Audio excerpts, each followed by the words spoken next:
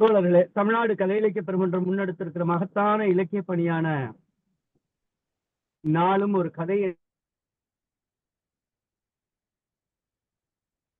என்கிற தலைப்பின் கீழ் நாம் ஒவ்வொரு நாளும் தொடர் பயணமாக மன தேடல் சிந்தனைகளை நோக்கிய பயணமாக நம்முடைய பயணம் தொடர்ந்து பயணித்துக் கொண்டிருக்கிறோம். தோழமைகளே, ஆளும் அப்படி சோமோசி ரகுநாதன் புதுமைக்கு தன்னுடைய கதைகளை இணைத்துக் கொண்டு நம்முடைய நகர்வு இலக்கிய நகர்வு தொடர்ந்து கொண்டிருக்கிறது. அப்படி இன்றைய தினம் புதுமைப்பித்தனுடைய கதையான மனோபாவம் என்கிற கதையை கதை சொல்லியின் வாயிலாக கேட்க இருக்கிறோம் தோழர்களே. இன்றைக்கு நம்மோடு கதை சொல்லுபவர் ஒவ்வொரு நாளும் இலக்கியத்தால் பின்னூட்டத்தால் பெருமை சேர்க்கிற கதை பேர் தவறுதலா சொல்லிட்ட மோட்சம். ஒவ்வொரு நாளும் பின்னூட்டத்தால் நாளும் வலு சேர்க்கிற இலக்கிய ஆளுமை தோழமை சகோதரி அறச்செல்வி அவர்கள் பள்ளியில் மேனாள் தலைமை ஆசிரியராக இருந்த அருமைக்குரிய அம்மா அவர்கள் தொண்டுள்ளத்தோடு பயணித்த அறச்செல்வி அம்மா அவர்கள் இன்றைக்கு கதை சொல்வதற்காக இணைந்திருக்கிறார். கதை சொல்ல வருமாறு தமிழ்நாடு கலை இலக்கிய பெருமன்றத்தின் சார்பாக தோழமையோடு அழைக்கின்றேன். தோழமையை வருக, கதை சொல்க. நன்றி. அனைவருக்கும் வணக்கம். இன்று இரண்டாவது வாய்ப்பு எனக்கு கதை சொல்வதற்கு வழங்கிய தமிழ்நாடு கலை இலக்கிய பெருமன்றத்திற்கு நெஞ்சார்ந்த நன்றியை தெரிவித்துக் கொண்டு இந்த கதையை துவக்குகிறேன். மோட்சம் நல்ல கதையா இருக்கு. ஏதோ மோட்சத்தை பத்தி சொல்றாங்க போல இருக்கு. யாருதான் மோட்சத்துல போய் என்ன பண்றாங்க அதை தான் படிப்போமேன்ட்டு தான் இந்த கதை எடுத்த. அப்புறம் பார்த்தா மோட்சம்ன்றது வேற ஒரு அர்த்தத்தை கொடுத்தது. இந்த கதையை நான் சொல்லும் போது நிறைய ஆசிரியர்கள் உங்க ஞாபகத்துக்கு வருவாங்க. நிறைய அடி வாங்கின அனுபவங்கள் நிறைய வரும். நிறைய நினைவுகளை மீட்டு கொடுக்கக்கூடிய பள்ளி பருவத்தை சார்ந்த நினைவுகளை மீட்டு தரும் இந்த கதை. பள்ளி பருவம் தான் சொர்க்கம் அப்படின்னு இப்பதான் தெரியுது. அப்ப ஐயோ இந்த டீச்சர் இன்னைக்கு லீவ் எடுக்க மாட்டாங்களா, ஐயோ இந்த டீச்சர் இந்த பீரியடு வரலன்னு வேற யாராவது பிடிச்ச தமிழ் மிஸ் இந்த பீரியட கடன் வாங்க மாட்டாங்களா, அப்படியெல்லாம் நாங்க ஆசைப்பட்ட காலம் எனக்கு ரொம்ப பிடிச்சிருந்தது. நிறைய நினைவுகள் வந்துச்சு. நான் சாயந்தரம் ரேவதி கிட்ட கூட சொன்னேன், ரேவதி நம்மளோட நினைவுகள் நிறைய இதுல வருண்டி அப்படின்னா. அவளும் நிறைய தான் மீட்டு கொடுத்தா. அருமையான கதை. நம்மளும் அந்த பருவத்தை தாண்டி வந்திருக்கோம். நம்மளும் அந்த கதாபாத்திரத்துல நாமளும் இருக்கோம். யாரும் ராமசாமி கதாபாத்திரத்தை தாண்டி பள்ளி பருவத்தை முடிச்சிருக்க முடியாது. அந்த அளவுக்கு ஒரு அற்புதமான ஒரு நிகழ்வை சொல்லக்கூடிய ஒரு கதை தான் மோட்சம். வாங்க கதைக்கு போலாம். இந்த கதையோட நாயகன் ராமு. 8 வயசுதான். வயசுதான் 8 ஒழிய அதற்கான வளர்ச்சி அவனுக்கு கிடையாது. ஒல்லியா இருப்பான். அடிக்கடி உடம்பு சரியில்லாம போயிடும். வீட்டுக்கு செல்ல பிள்ளை. கேட்கவா வேணும்? பொத்தி பொத்தி பொத்தி வளர்க்குறாங்க. அந்த பிள்ளைய வெளியில விடுறதே இல்லை. ஒரு பிள்ளைய வச்சிருக்கவங்களை கண்டாவே எனக்கு கோபம் வரும். ஏன்னா அந்த ஒரு குழந்தை அவங்க காலத்துக்கு அப்புறம் அது அனாதை மாதிரிதான் வாழ்ந்தாகணும். எனக்கு கூட பிறந்தவங்க இருக்கிறது பிடிக்குதோ பிடிக்கல, எனக்குன்னு ஒருத்தர் இருக்கான், எனக்குன்னு என் சகோதரனா இருக்கான்ற ஒரு இது நினைப்பு இருக்கும். ஆனா இந்த ஒரு குழந்தைக்கு அந்த இது இருக்காது. நிறைய சிக்கல்களை எதிர்நோக்கி இருக்க வேண்டியிருக்கும். அதனால இந்த ஒரு பிள்ளைனாவே அந்த பெற்றோரை பார்த்தாவே எனக்கு பரிதாபமா இருக்கும். இந்த கதையில வர்றவனும் ஒரு பிள்ளை. பொத்தி பொத்தி வளர்க்குறாங்க. அங்க போகாத, இங்க போகாத, அவனோட சேராத, இவனோட சேராத, வாசலை விட்டு தாண்டாத, நிறைய கட்டுப்பாடு. அவங்க என்ன சொன்னாலும் அவன் அதை தாண்டி செய்யவே மாட்டான். அவங்க கிழிச்ச கோட்டை தாண்ட மாட்டான். அந்த அளவுக்கு இருக்கக்கூடிய ஒரு பையன். அப்ப அவன் எப்படி இருப்பான்? கோழையாதான் இருப்பான். தைரியம் எங்க இருந்து வரும் அவனுக்கு? அதுலயும் குறிப்பா எல்லாரும் வீட்லயும் இருக்கக்கூடிய பிரச்சனை தான். கிராமத்து ஸ்கூல்ல வேலை பார்த்தவங்களுக்கு தெரியும். அந்த அம்மா வீட்டுக்கு தூரம் ஆயிட்டாங்கன்னா பொதுவா கிராமத்துல வீட்டுள்ள விட மாட்டாங்க. கல்யாணம் ஆனா கூட உண்டு. எங்க வீட்டுல எல்லாம் அதே மாதிரிதான். பெரும்பாலான கிராமங்கள்ல அந்த பெண்கள் உள்ள வரக்கூடாது, அவங்களுக்கு ஒதுக்குப்புறமா ஒரு இடத்த கொடுத்துருவாங்க. இங்க அந்த அம்மா ராமோட அம்மா அப்படி ஆயிட்டாங்கன்னா 5 நாளும் அவன் பள்ளிக்கூடத்துல உததான் வாங்கணும். இதுக்கும் அதுக்கும் என்ன சம்மந்தம்ன்றீங்களா? இங்க அவங்க அப்பா தான் சமைச்சாகணும், அவரு ஆபீஸ் போகணும். அப்ப சமைக்கிறவரு அவர் மட்டுமே செய்ய மாட்டாரு. பையனை, டேய் கடையில போய் அதை வாங்கிட்டு வா, டேய் அந்த டம்ளரை கழுவிட்டு வா, டேய் இந்த இடத்த சுத்தம் பண்ணு, 1008 டே போட்டு 1008 வேலை நொய்யின்னு வாங்குவாரு. அவனும் வேலை செஞ்சு செஞ்சு எப்படா தூங்குவோன்னு இருக்கும், தூங்கிடுவான். வீட்டு பாடம் எழுத முடியாது, கணக்கு போட முடியாது, பாடத்தை படிச்சுட்டு வானா அதை படிச்சுட்டு வர முடியாது. அப்புறம் என்ன ஆகும், சீக்கிரமாவும் ஸ்கூலுக்கு போக முடியாது. அப்பா எனக்கு கொஞ்சம் ஸ்கூல்ல விட்டு வாப்பா, இந்த பாடம் எழுதல, அந்த வாத்தியார் என்ன வைக்க மாட்டாரு, நீ கொஞ்சம் சொல்லுப்பானா, டே எனக்கு ஆபீஸ்க்கு நேரம் ஆச்சுடா, நீயே போய் சமாளிச்சுக்கம்பாரு. அவனுக்கு தோணும், இவருக்கு வாத்தியார் இருந்தால இவருக்கு தெரியும் அடி வாங்கறது, எனக்குள்ள வாத்தியார் இருக்காரு, அவங்க ஆபீஸ்ல என்ன வாத்தியாரா இருக்காரு, நான் தான் போய் சமாளிக்கணும். போக வேண்டான்னு ஒரு மனசு சொல்லுது, போங்குது இன்னொரு மனசு. எங்க போய் ஒளியறது? எங்கேயும் ஒளிய முடியாது, பள்ளிக்கூடத்துக்கு தான் போயாகணும். சரி போய் தான் ஆகணும், வேற வழியே இல்லை. போறான் ஸ்கூலுக்கு, வாத்தியார் வகுப்புல இருக்காரு, ஏதோ கீழே ஒரு புஸ்தகத்தை எடுத்து பற்றிட்டு இருக்காரு. இவனுக்கு ரொம்ப சந்தோஷம், ஆஹா வாத்தியார் ஏதோ கீழே பார்த்துட்டு இருக்காரு, சந்தடி சாக்குல ஓடி போய் உட்காந்துடலான்னு அப்படியே மெதுவா போய் உட்காந்துட்டான். ஆனா வாத்தியார்னா சும்மாவா, ஒரு சின்ன அசைவுனாலும் கண்டுபிடிச்சிருவார்ல. பார்த்துட்டாரு. டேய் ராமசாமி, எத்தனை நாள் சொல்றது, லேட்டா வந்தா வெளில நிற்கணும் இல்லடா, என்னடா நீ பாட்டுக்கு வந்து உட்காந்துருக்க, பெஞ்ச் மேல ஏறா அப்படின்றாரு. என்ன பண்றதுன்னே தெரியல. அடுத்த கேள்வி, ஹோம்ஒர்க் பண்ணியா? பதிலே இல்ல. திருட்டு நாய, அதான் ஒளியறியோ, வாங்க வாடா வான்னு சொல்றல்ல, வாடாங்க. அவன் தயங்கிட்டே இருக்கான். பார்த்தாரு, போய் கைய புடிச்சு தரதாருன்னு இழுத்துட்டு வந்தாரு டேபிள்கிட்ட. நீட்டுறா கைய.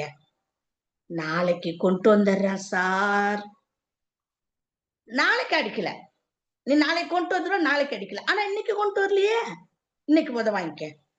ஐயோ வலிக்குமே சார். இல்ல சார், நானு வலிக்கிறதுக்கு தாண்டா அடிக்கிறது, வலிக்கிறதுக்கு தான் சார் அடிக்கிறேன். கை நீட்டுறா கைய. அந்த கையில பளிச்சு பளிச்சு பளிச்சு பளிச்சு பளிச்சுன்னு விழுது. ரணக்களம்.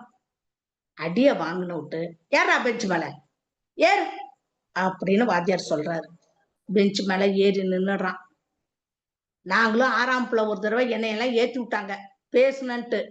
ஏறி நின்றுட்டு புஸ்தகத்தை மூஞ்சுக்கு வச்சுட்டு பக்கத்துல, அப்புறம் துணைக்கு என்ன மாதிரி ஒரு 5-6 டிக்கெட் ஏறுவோம்.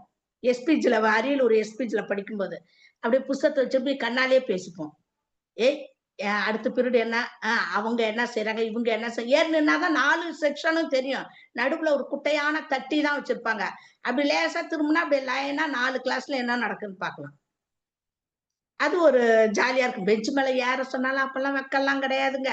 ஏது அப்பெல்லாம் அப்படி ஒருத்தர் பார்த்துக்கிட்டு பின்னாடி யாரு என்ன பண்றாங்க, முன்னாடி உட்கார்ந்துருக்கவன் என்ன பண்றான், இததான் பார்த்துட்டு இருப்பான். இந்த பிள்ளை என்ன பண்றான், இந்த பிள்ளை என்ன பண்றான்.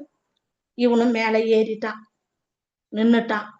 நின்னதுக்கு அப்புறம் அவனுக்கு அடாடா இன்னும் எத்தனை பாடம் இருக்கு, கணக்கு இருக்கு, அறிவியல் இருக்கு, ஆங்கிலம் இருக்கு, சரித்திரம் இருக்கு, பூகோளம் இருக்கு. இந்த பாடத்துக்காரங்க வந்தாலும் இதே நிலை தானே. ஏன்னா எந்த பாடத்தையும் நம்ம படிக்கல, எந்த பாடத்தையும் எழுதல, அப்புறம் உததான் வாங்கணும். அவன் நினைச்ச மாதிரியே எல்லா சாரும் வந்தாங்க, அவங்கவுங்க கைவண்ணத்தை காட்டிட்டு போயிட்டாங்க. இவனுக்கு ரொம்ப கஷ்டம். இதுல பூகோள பாடம்னு வந்திருக்கு பாருங்களேன். நாங்க படிக்கும்போது, நான் 3ஆவது படிக்கும்போது சரித்திரம்னு இருந்துச்சு, 5ஆவது படிக்கும்போது வரலாறுன்னு இருந்துச்சு. அந்த சரித்திரம் நிலநூல்னு இருந்துச்சு, அப்புறம் அது பூகோளமா மாறுச்சு. இதெல்லாம் நீங்க கேள்விப்பட்டிருப்பீங்களா, பார்த்திருப்பீங்களான்னு தெரியல. நாங்க படிக்கும்போது நிலநூல், அதுக்கப்புறம் தான் பூகோளம்னு வந்துச்சு. இப்ப எல்லாத்தையும் ஒன்னாக்கி சமூகவியலா ஆக்கி வச்சுட்டாங்க. எல்லாரும் வர்றாங்க, அடிக்கிறாங்க, அப்படி வருத்தமா இருக்கான். அப்புறம் இன்டர்வல் பெல் வருது. பிள்ளைகள் போகுது வருது, திரும்ப அடுத்த பெல்லுக்கு வகுப்புக்கு வர்றாங்க. இவன் பாக்குறான், மறுபடியுமா? ஐயோ, அந்த சாரே வர்றாரே. யாரு? அந்த பூகோளத்துக்கு அந்த வாத்தியார் வர்றாரு, முன்ன அடிச்சவரே. வந்தாச்சு, கண்ணாடிய போட்டுக்கிட்டாரு, தலைப்பாகைய கழட்டி வச்சாரு. அப்பெல்லாம் வேஷ்டி சட்டை துண்டு போட்டிருப்பாங்க வாத்தியாருங்க. அந்த இன்னும் கொஞ்சம் பின்னாடி போனோம்னா அவங்க தலைப்பா கட்டியிருப்பாங்க. அந்த மாதிரி ஆசிரியர்களும் இருந்தாங்க. முழுக்கை சட்டை போட்டு அந்த வேஷ்டிய ஒரு மாதிரி மடிச்சு பின்பக்கமா மடிச்சு கட்டின அந்த மாதிரி ஆசிரியர்களும் பணியாற்றினவங்க உண்டு. அந்த தலைப்பா கட்டின ஆசிரியர்கள்ட்ட நம்ம ஹீரோ படிக்கிறாரு. கண்ணாடிய போட்டாச்சு, தலைப்பாகைய கழட்டி வச்சாச்சு, அந்த பிரம்பு அது அப்படியே இருக்கு. கிருஷ்ணா எழுந்துரு, இந்தியாவோட வடக்கல்ல எதுடா? இமயமலை சார்.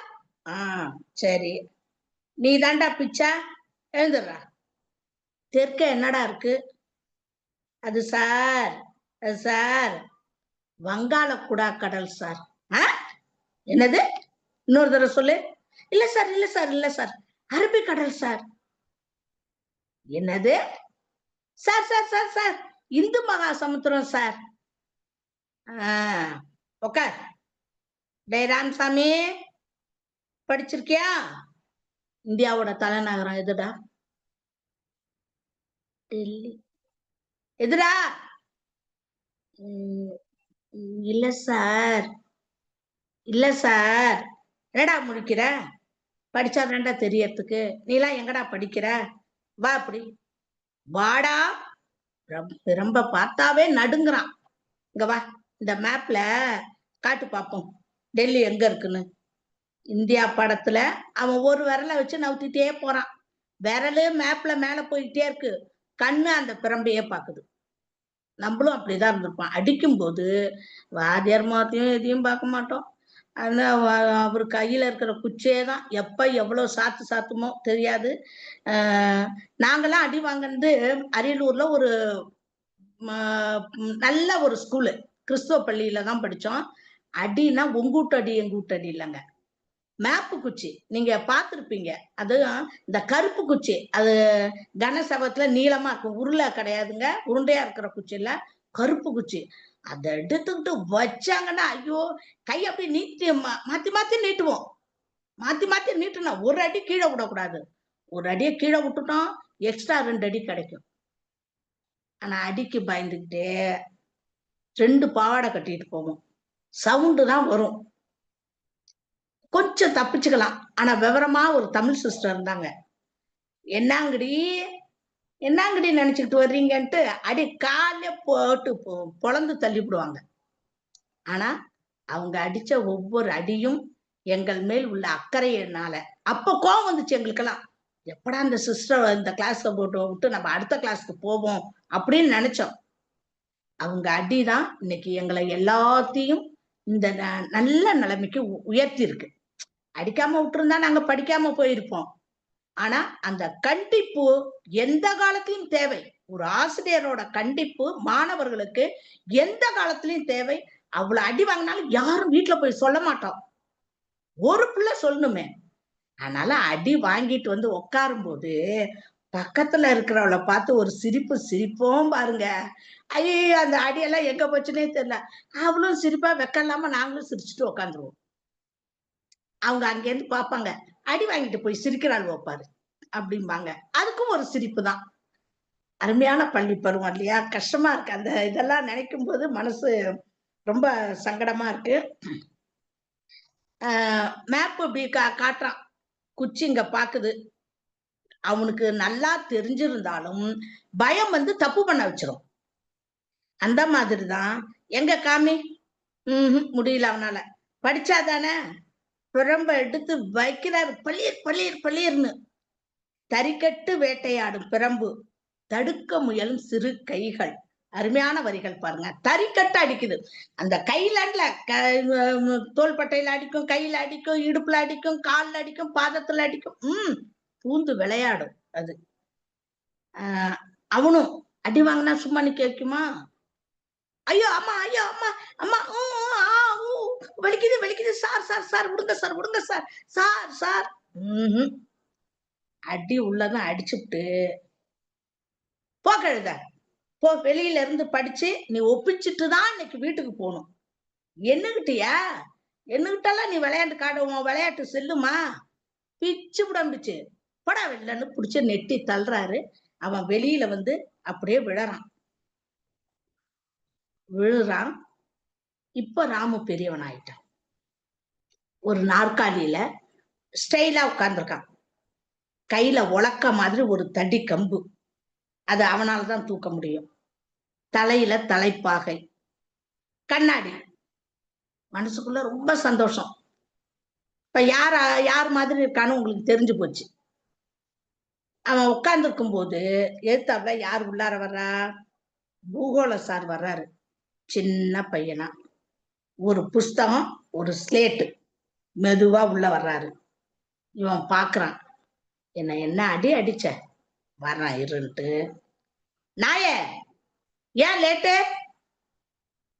இங்க வா, வாங்க, இப்படி இப்படி இப்படி வா, போடு தேடியால ராஸ்கல். இப்ப வலிக்குதா? இப்ப வலிக்குதா? என்னம்மா இருக்கு?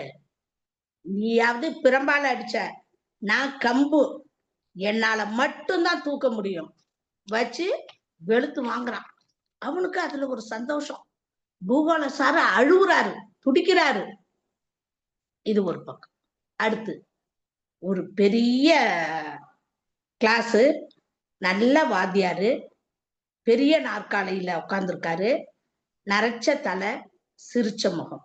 அவரை பார்த்த விட்டே எனக்கு பிடிச்சு போச்சு. அவர் மடியில உட்கார்ந்துருக்கான். உட்கார்ந்து இருந்த விட்டு அவன் முதுக தடவிக்கிட்டே கேட்கிறாரு, இன்னைக்கு ஏன் லேட்டு?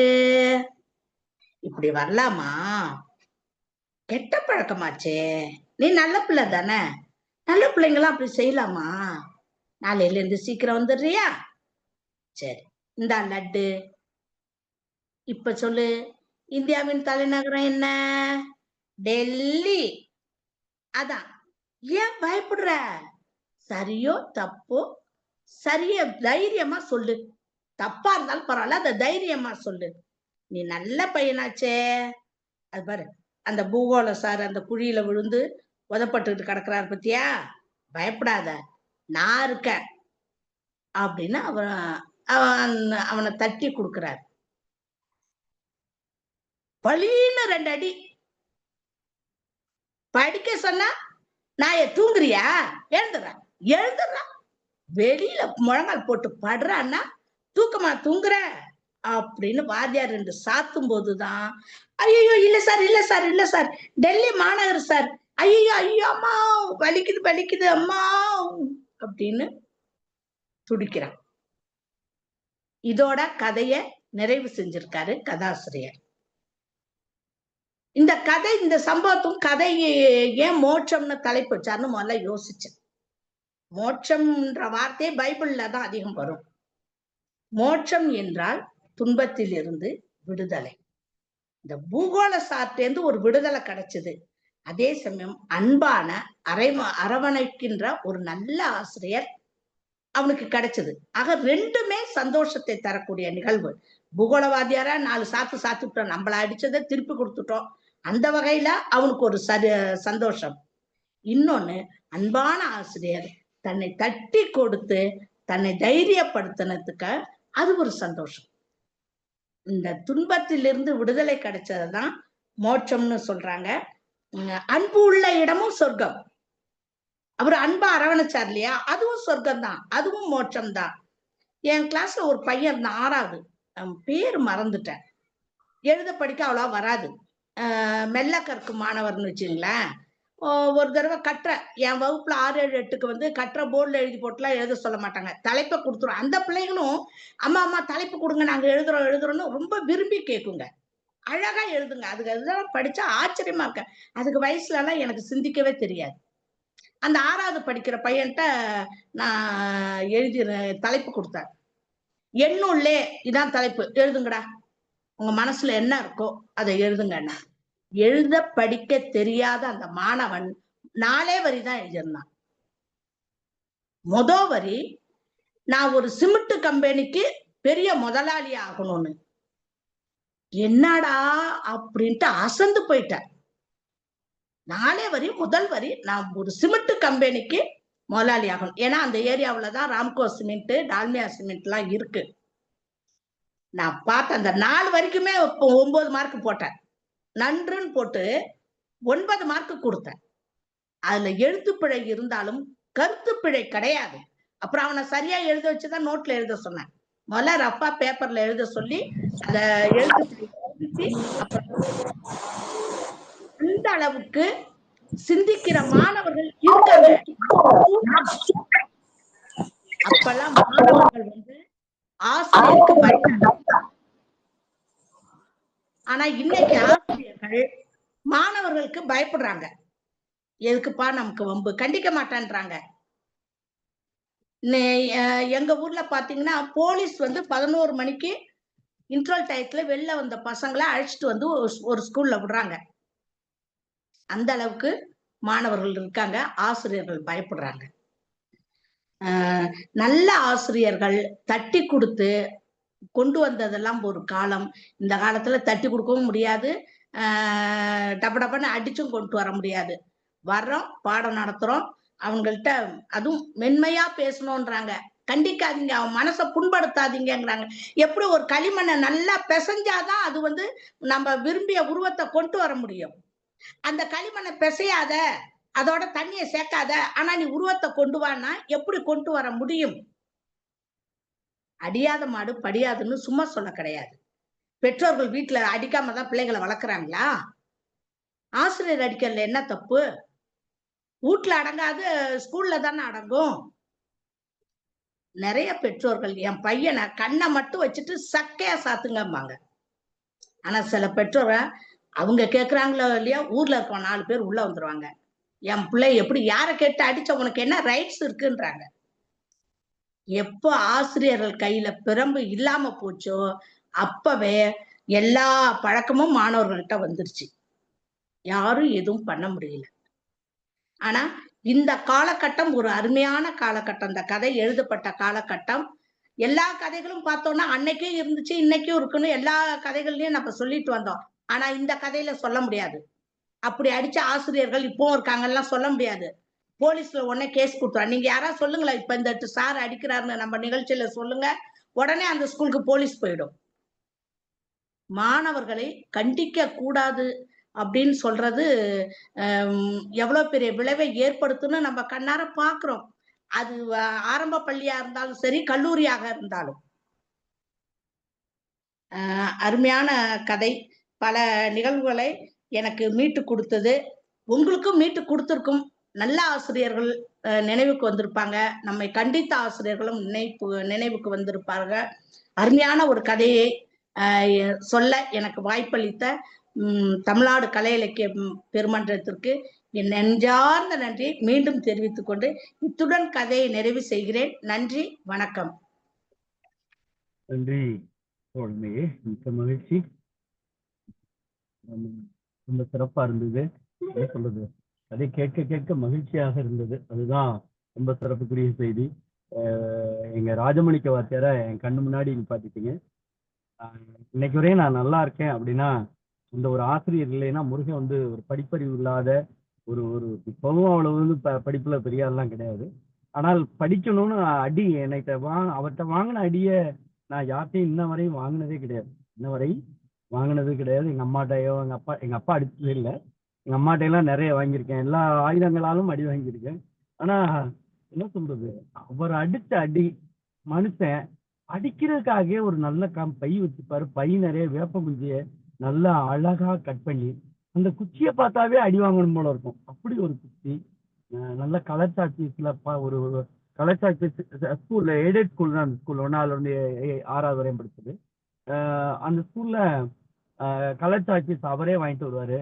பேனா, லெட்டு எல்லாம் வாங்கிட்டு வருவாரு. இல்லைன்னா கொடுப்பாரு எல்லாம். ஆனா படிக்கலைன்னா அடாடாடாடா, என்ன சொல்றது, நான் முன்னாடியே இந்த நிகழ்வுல சொல்லியிருக்கேன்.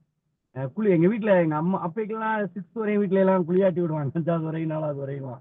குளியாட்டி விட்டு சட்டையை ரொம்ப நாள் கலட்டாம குளிச்சு எங்க அம்மா கண்டுபிடிச்சாங்க. கலட்டினா சலஞ்சலமா இருக்கு. பிடிக்கும் நாங்க. எனக்கு அது இன்னும் ஞாபகம் இருக்கு. ஆனால் அந்த தெய்வம் ராஜமாணிக்கம் என்கிற அந்த ஒற்றை தெய்வம் இல்லை அப்படின்னா சார் இறந்துட்டாங்க. சார் இருக்கிற வரையும் அவங்கள பார்த்துட்டா இறங்கிடுவேன். நீ காலேஜ்ல பேராசிரியர்ரா, போடா டேய், நீ போடா, நான் தாண்டா உனக்கு வணக்கம் சொல்லணும் அப்படிம்பாரு.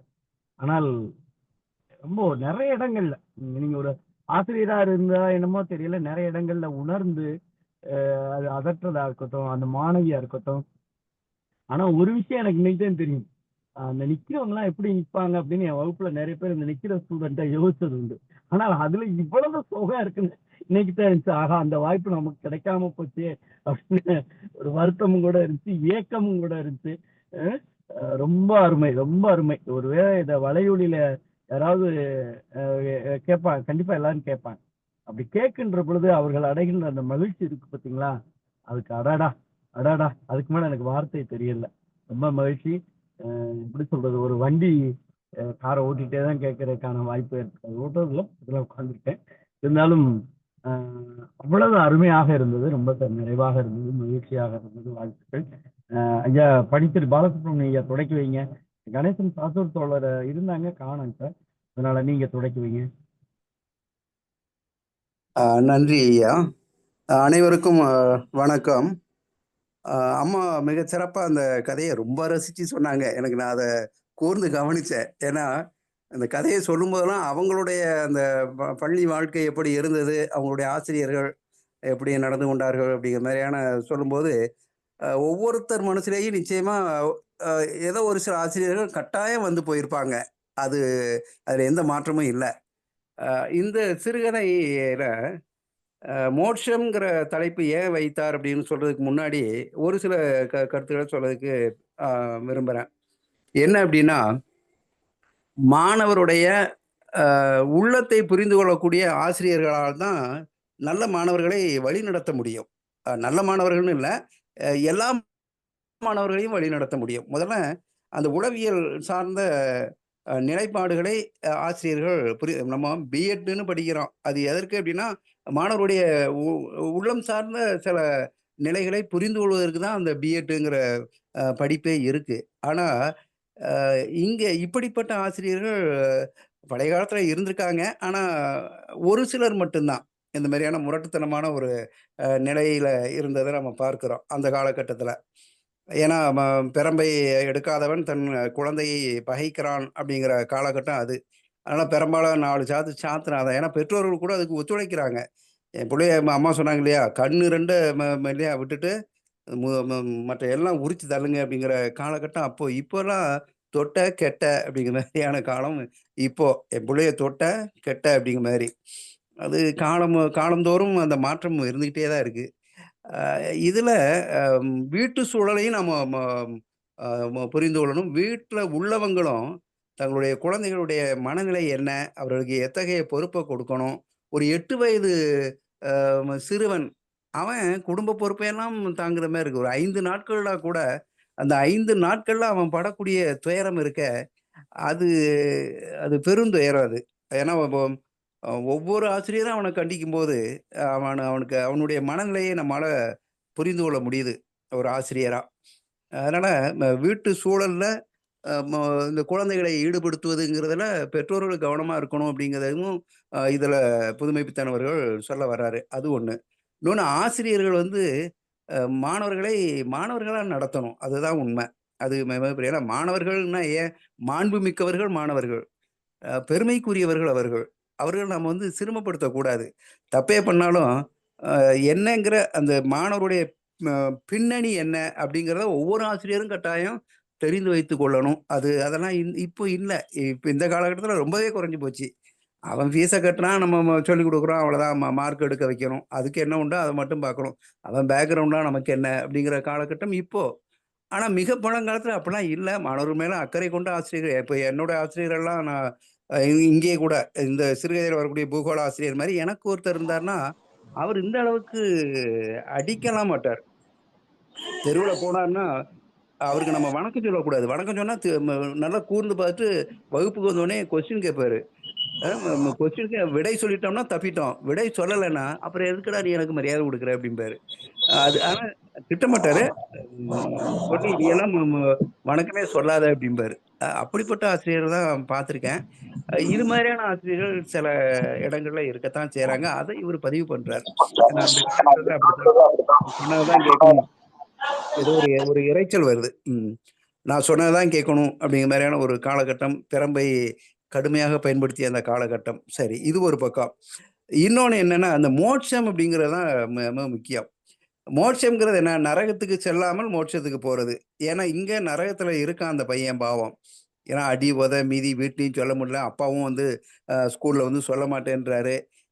இந்த நரகத்துல இருக்கிறான். அவனுக்கு ஒரு திருப்தி என்ன அப்படின்னா, இந்த ஆசிரியரை பழிவாங்குவது மாதிரி ஒரு கனவு காண்றான். அதுல அவனுக்கு மோட்சம் கிடைக்குது. நரகத்துல இருந்து விடுதலை பெற்று கொஞ்ச நேர மோட்சம். அதையும் கலைச்சிடுறாரு. என்ன கனவு காண்றியா?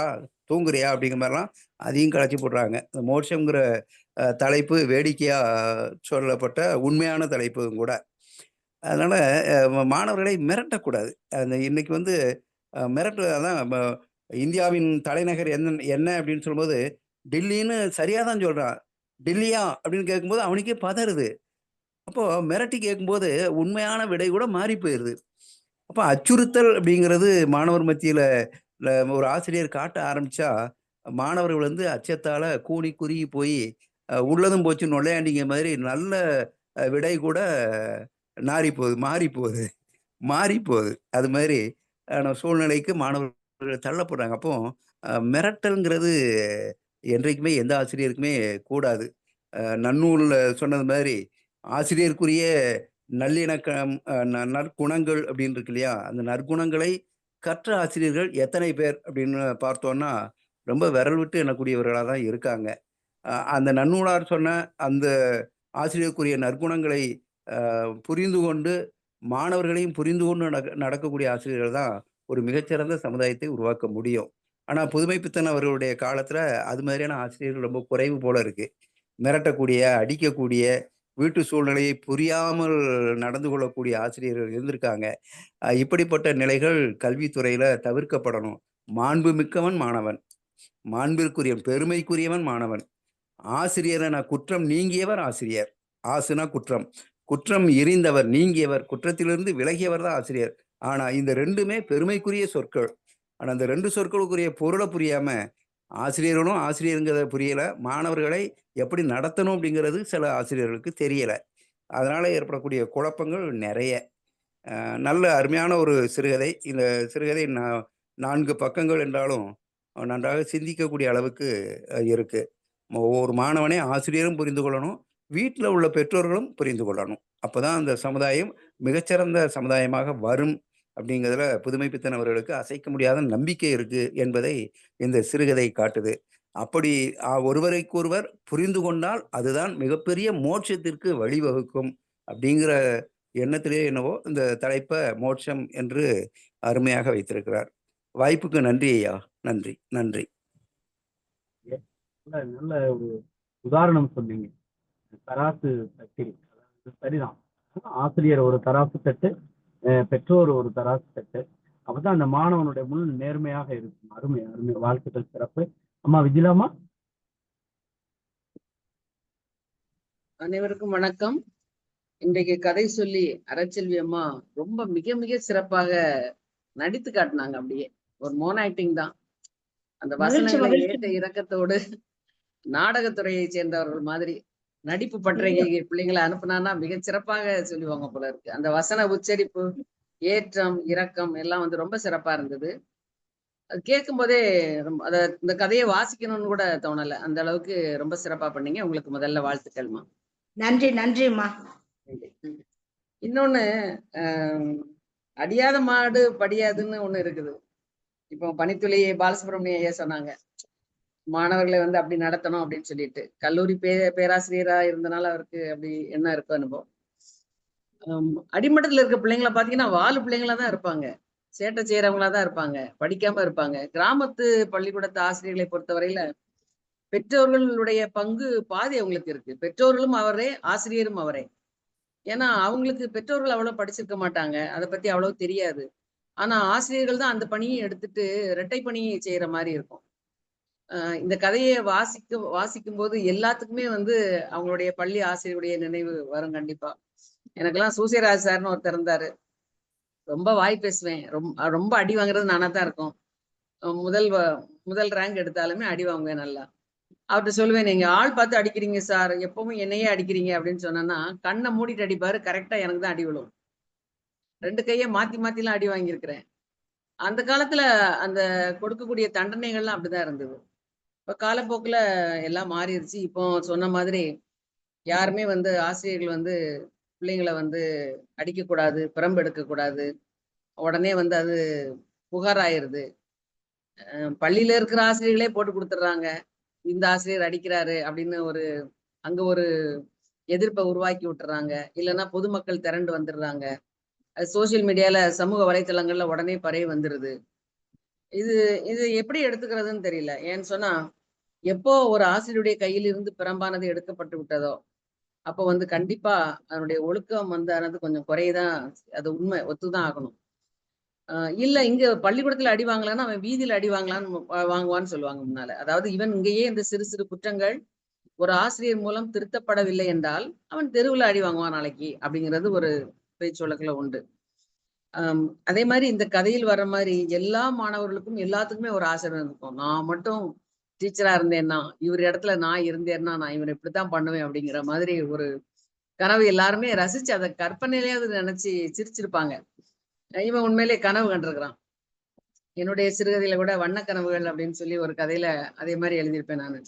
அப்படியே இப்படிலாம் இருக்கணும் அப்படின்னு முதுகுல அடி போட்ட ஆசிரியரே அவனை வந்து முதுகுல தட்டி கொடுத்து மேடை ஏற்றி அவங்க பக்கத்துல உட்கார்ந்து இருக்கிற மாதிரி எல்லாம் கனவு கண்டுற மாதிரி ஒரு மாணவனுடைய மனநிலையில ஒரு கதை எழுதியிருப்பேன். மிகச்சிறந்த கதை.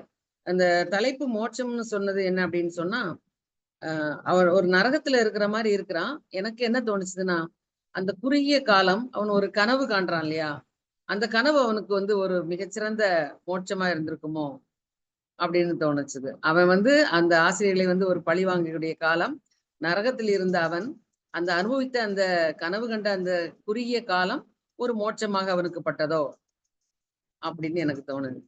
நன்றி, வணக்கம். நன்றி குழந்தையே, மிக்க மகிழ்ச்சி, சிறப்பு. அண்ணன் பாலண்ணே, வாய்ப்பு இருக்கா? பாலண்ணே. தொடர்களே வணக்கம். கூப்பிடுறேன். இல்ல உண்மைதான். நானும் கதையை இன்னைக்குதான் படிச்சேன். எல்லா கதையும் படிச்சிடறேன், ஆனா தொடர்ந்து வர முடியல. இல்ல கதையை பொறுத்த வரைக்கும் அறச்செல்வி அம்மானோட சரி வரணும்னு தோணுச்சு எனக்கு. அவங்க ஏன்னா நிறைய நாட்கள்ல வந்து நம்மளுடைய கலை இலக்கிய வர்மன் நடத்தக்கூடிய இந்த இதுல அவங்க கலந்துக்கிறது, அவங்களுடைய விவாதங்கள், சில நேரத்துல நம்மளுடைய அண்ணன் கருமுருகன் இல்லைன்னா கூட அந்த இடத்த அவங்க ஃபில்லப் பண்ணுவாங்க. அதனால உண்மையில மகிழ்ச்சி. இல்ல கதை ரொம்ப நல்லா சொன்னாங்க. இவங்க சொன்னது மாதிரியே ரொம்ப நடிச்சு அந்த கடல் சொல்லும் போதெல்லாம் அரபிக்கடல் ஒரு உண்மையிலேயே ஒரு மாணவனா மாறி சொன்னாங்க. நல்லா இருந்தது. அதை சொல்ல தேவையில்லை. உண்மையிலேயே அவங்க அற்புதமா சொன்னாங்க. கதையும் நல்ல கதை தான். தோழர் நல்ல நன்றி தோழர். கதை ஒரு மிக அருமையான ஒரு கதை. இது இந்த கதையில உண்மைதான். அப்பவும் இருந்தது, இப்பவும் இருக்கு. நம்மளும் ஆசிரியர் தொழில நானும் இருக்கிறேன். ஒரு ஆசிரியர் அடிக்கிற ஆசிரியர் நான் ரொம்ப 30 வருஷம் ஆச்சு எனக்கு இந்த ஃபீல்டு. ஆனா அடிக்கிறதுனால மட்டுமே ஒரு மாணவன் வருவான்னு நான் வந்து ஒரு நாளும் நான் சொல்ல மாட்டேன். காலத்துக்கு ஏற்றவாறு சில பழமொழிகள் அப்பப்போ வரும். அடிக்கிறதுனால மட்டுமே ஒரு பையன் வளர்ந்துருவான் அப்படிங்கிறது வந்து எனக்கு அது ஏற்க தோணல. சில பேர் கண்ணா பின்னான்னு காயம் வர்ற மாதிரி, ஹாஸ்பிட்டல்ல போகிற மாதிரி, உடம்புல சில இடங்கள் கண்ணில் அடிச்சிடுறாங்க. செய்தியெல்லாம் படிச்சேன். சாக் பீஸை தூக்கி வீசுறாரு, கண்ணுல விழுந்துருச்சு. குரல் கேட்கல அண்ணா? கேக்குது. கேக்குது. கேட்கலையா அண்ணா? கேக்குதா? இல்ல அதெல்லாம் தெளிவா கேக்குது, தெளிவா கேக்குது. பேசுங்க. சொல்லுங்க.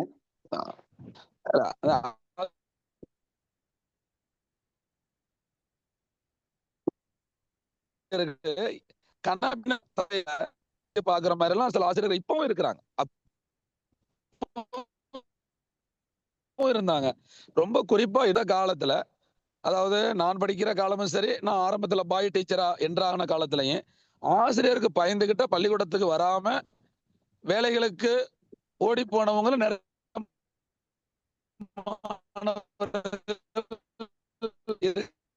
இருக்காங்க. எனக்கே நல்லா தெரியும் இவங்க.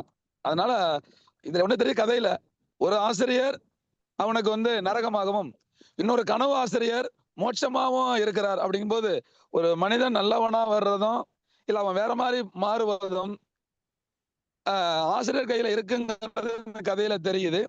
இன்னொரு முக்கியமான ஒரு விஷயம் என்னன்னா, ஒரு மாணவனை எந்த அளவுக்கு இந்த ஆசிரியர் தான் அவனை செதுக்கணும், ஆனா எந்த அளவுக்கு பாதிப்பு வருது ஒரு பையனுடைய மனநிலையில அப்படிங்கறது கதையில ரொம்ப அருமையா சொல்லியிருக்கிறாங்க.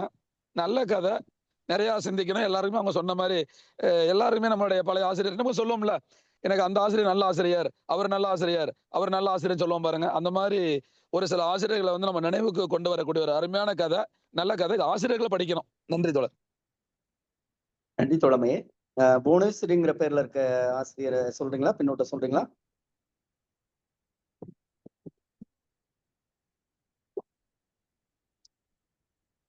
ஆசிரியர் புவனேஸ்வரி.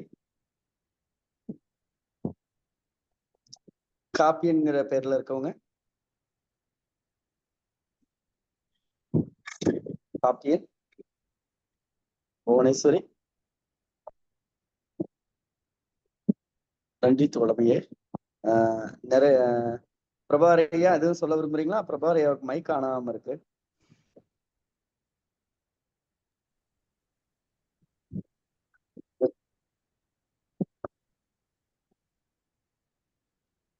ஓகே, நிறைவு பின்னூட்டமாக சிவசுப்பிரமணியன் தோழர். இருங்க தோழர், பொன் ஏழுமலை ஐயா ஒரு நிமிஷம் இருங்க. பொன் ஏழுமலை தோழர் கை வச்சிருக்காங்க, அப்பதான் பார்த்தேன். பொன் ஏழுமலை தோழர். இந்த கதை அதாவது எதுவானாலும் நான் திருக்குறள்ல தான் போய் தேடுவேன் விடைய. அப்படி பார்த்தோம்னா இந்த மாணவர்களை அடிக்கிறது சரியா, தண்டனை கொடுப்பது சரியா தவறா அப்படின்றது ஒரு சிக்கல் இருக்கு. நான் அந்த துறை சார்ந்தவன் இல்லை, அதனால நான் ஒரு கருத்தை தான் சொல்ல முடியுமோ ஒழிய அது சரியா இருக்கும்னு எடுத்துக்க முடியாது. நான் மாணவனாக இருந்த பொழுது அப்போ 60கள்லாம் அடிக்க தான் செய்வாங்க. ஆனா அதை நாங்கள் இப்போ பெருசா நினைக்கிறது இல்லை. இப்போ நான் அடிச்ச ஆசிரியரை நம்ம ஒன்றும் தப்பா நினைக்கல. அவங்க நம்மளை திருத்த தான் அடிக்கிறாங்க. அதான் திருவள்ளுவர் என்ன சொல்றாருன்னா, கடிதோச்சி மெல்ல எரிக நெடிதாக்கும் நீங்காமை வேண்டுபவர் அப்படின்றார். அது மாணவர்களுக்காக சொல்லப்பட்டது இல்லை. இருந்தாலும் என்ன சொல்றாரு, ஒரு அரசனுக்காக சொல்றது அது. கடிதோச்சி மெல்ல எரிக, அதாவது கடுமையா இருக்கிற மாதிரி தோணணுமா, ஆனா அந்த தண்டனை கடுமையா இருக்கக்கூடாது. அது போல ஆசிரியர்கள், ஒரு பெற்றோர் எப்படி அடிச்சாங்கன்னா அந்த மாணவன் அதை பெருசா எடுத்துக்க மாட்டானோ, அது போல ஆசிரியர்கள் தண்டனை கொடுத்தா அது நல்லா இருக்கும். அதுதான் நான் தோழர் விஜிலா சொன்னதுல நான் எடுத்துக்கிறேன். ஒரு பாலு சொன்னாரு, அது மாதிரி அடிச்சுதான் ஒருத்தனை திருத்துறது இல்லை அப்படின்னு சொன்னாரு. அது அவரும் ஆசிரியர், 2 பேரும் ஆசிரியர்கள். நான் ஆசிரியர் குடும்பத்துல இல்லை. அதனால நான் சொல்ல வர்றது என்ன அப்படின்னு சொன்னா, விளைவு இருக்கணும். அதாவது வெளிநாடுகள்ல இப்ப நீங்க அசஸ் பண்றீங்க ஒரு ஸ்டூடெண்ட்டை, மாணவனை. ஆனா வெளிநாடுகள்ல டீச்சர் அசஸ் பண்றாங்க மாணவர்கள். Assessment of teachers by the student. இந்த மாணவர் எப்படி சொல்லிக் கொடுக்குறாருன்றது ஒரு 10 குணங்களை சொல்லி அதுல டிக் அடிக்க சொல்றாங்க, அப்ஜெக்டிவ் கொஸ்டின் மாதிரி. அதுல அப்போ எந்த ஆசிரியர் அந்த மாணவர்களிடம் நல்ல பெயர் எடுத்திருக்கிறார் அப்படின்னு சொல்லிட்டு பார்த்து அதுக்கேற்ற மாதிரி அவங்க அவங்களுடைய பாடத்திட்டத்தை அணுகுமுறையை தீர்மானிக்கிறாங்க. அது மாதிரி தான் இங்கேயும் செஞ்சிருப்பாங்கன்னு நினைக்கிறேன், தமிழ்நாட்டிலையும். ஆனாலும் நீங்களாம் ஆசிரியர்களாக இருக்கிறவங்க அதை இருக்கணும். அதனால முழுக்க முழுக்க தண்டனையே கொடுக்கக்கூடாது அப்படின்னா கொஞ்சம் நான் பயம் இருக்கணும். ஒரு ஆசிரியரை பார்த்து கொஞ்சம் பயம் இருக்கணும். அதாவது அவர் பாலு சொல்ற மாதிரி ஒரு மெச்சூரிட்டி, அதாவது எனக்கு எந்த ஒரு ஆசிரியர் மேல ரொம்ப மரியாதை வரும்னா, எனக்கு புரியுற மாதிரி சொல்லிக் கொடுக்குற ஆசிரியர் மேல மரியாதை வரும். அதே நேரத்துல எல்லா மாணவர்களும் மனநிலையும் ஒரே மாதிரி இருக்குன்னு சொல்ல முடியாது. அதனால பொதுவாக மாணவர்களே ஓரளவுக்கு ஆசிரியர்னா பயப்படணும் அப்படின்னு, அது அவர் ஆசிரியர்கிட்ட சொல்லிட்டாரு செய்யணும் அப்படின்ற உணர்வை உருவாக்கக்கூடிய அளவுக்கு ஒரு தண்டனையை கொடுக்கக்கூடியவராக தான் ஆசிரியர் இருக்கணும். சமதளத்துல வந்து 2 பேரும் சமதளத்துல இருந்து பேசிக்கிற மாதிரியான ஒரு சூழல் தான் இப்ப தண்டனையே கூடாதுன்ற அந்த ஒரு கருத்தியல் வந்து இட்டு போகுது அப்படின்னு சொல்லிட்டு நான் நினைக்கிறேன். அது என்னுடைய உணர்வுகளை நான் சொன்னேன். நன்றி, வணக்கம்.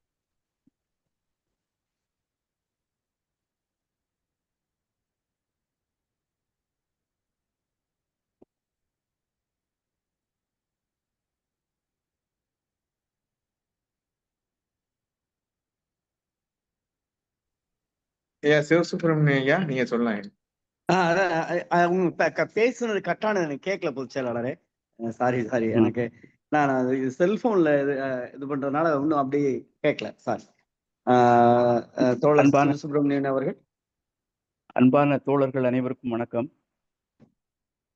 இன்னைக்கு இந்த அறச்செல்வி ஆசிரியர் வந்து ஆசிரியருக்கு ஆசிரியராக நடிக்கிறதுக்கு சொல்லியா கொடுக்கணும். அவங்க மாணவர் பருவத்திலிருந்து வந்தவங்க, மாணவராகவும் நடித்தார். ரொம்ப அருமையாக இருந்துச்சு. ஹீரா கதை நடையில் சொன்னது முத்தாய்ப்பாக இருந்துச்சு.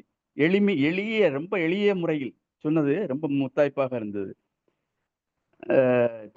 ஆசிரியர் அறச்செல்வி ஆசிரியர் வந்து 2 பாவாடை கட்டிக்கிடுவோம் அப்படின்னு சொல்லும்போது நான் சிரிச்சிட்டேன். உண்மை மனம் விட்டு சிரித்தேன். ரொம்ப அதெல்லாம் அடிபடுறதுல இருந்து தப்பிக்கிறதுக்காக ஒரு மாணவர்களுக்கு எப்படியெல்லாம் யோசனை வருது அப்படிங்கிறத தெரிஞ்சுக்கலாம். அது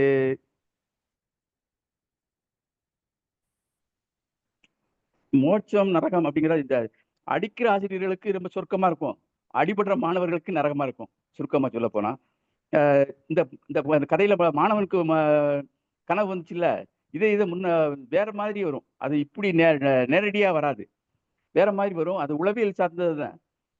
ஒரு மாணவனுக்கு கனவு வந்துச்சான், பூனையை வந்து எலி அடிக்கிறது மாதிரி, பூனையை வந்து எலி விரட்டி பிடிச்சு அடிக்கிறது மாதிரி கனவு வந்துச்சான். காரணம் என்னன்னு சோதிச்சு பார்த்தாங்களாம். ஒரு ஆசிரியர் ரொம்ப அடிக்கா இருக்காரு, அவரை எதிர்த்து அடிக்க முடியாதது சூழ்நிலை, அவர் எதிர்த்து அடிக்க முடியாது. கனவுல அவனுக்கு இந்த மாதிரி ஒரு நிகழ்வு வந்திருக்கு, ஒரு நிகழ்ச்சி வந்திருக்கு. எல்லாருமே ஆசிரியர்கள், அதாவது அடிபட்டு வந்தவர்கள் ஆசிரியர்களானதுனால என்னை அப்படி அடிச்சாங்க, அதனால நான் இந்த நல்ல நிலைமைக்கு வந்திருக்கேன்னு சொல்லுதாப்புல. ஆனா பால் டீச்சர் சொன்னதை கவனிக்கணும். நீ இந்த நல்ல நிலைமைக்கு வந்தவர்களை விட இடைநின்ற மாணவர்கள் நிறைய இருப்பாங்க, அதை கருத்தில் கொள்ளணும்.